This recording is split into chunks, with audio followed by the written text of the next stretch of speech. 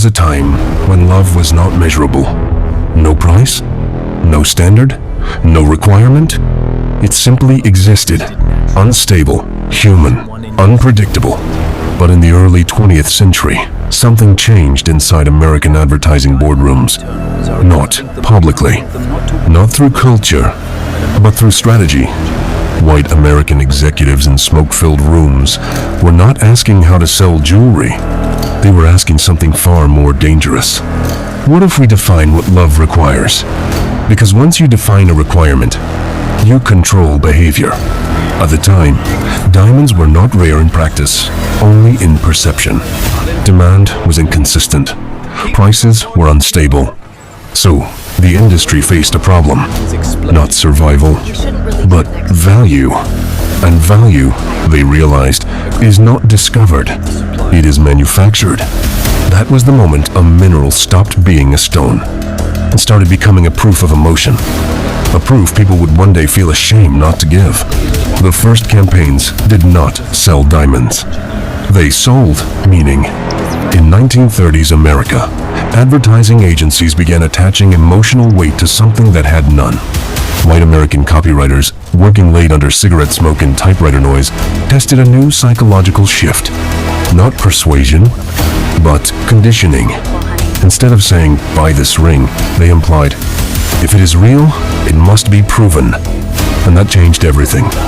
Because now, love was no longer private. It was performative. At the same time, supply was quietly controlled upstream. Diamonds were held back from the market, not because they were rare, but because scarcity increases perceived value. So a dual system formed. Emotion was manufactured in the public mind from. Scarcity was engineered in the supply chain, and between those two forces, a new reality began to form.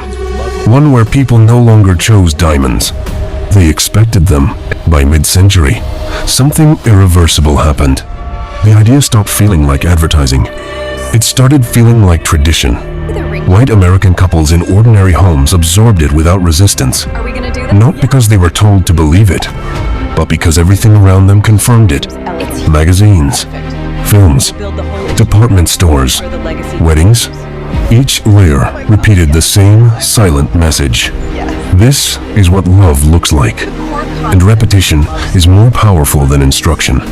Because instruction can be questioned, but repetition feels like reality. And reality does not need permission. So slowly, invisibly, a shift occurred. Love was no longer defined by emotion. It was defined by presentation. And the diamond became the shortcut between the two. Not because it was necessary, but because absence now felt like failure. Once the behavior stabilized in one society, it spread.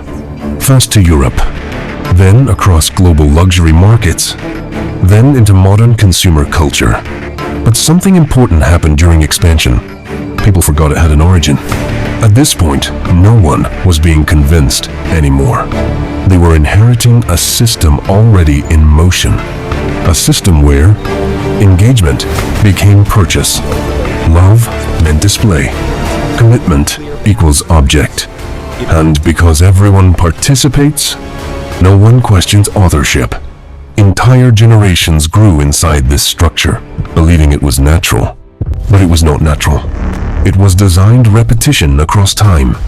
And once repetition lasts long enough, it becomes identity. Today, the diamond engagement ritual still feels timeless, but it is not timeless.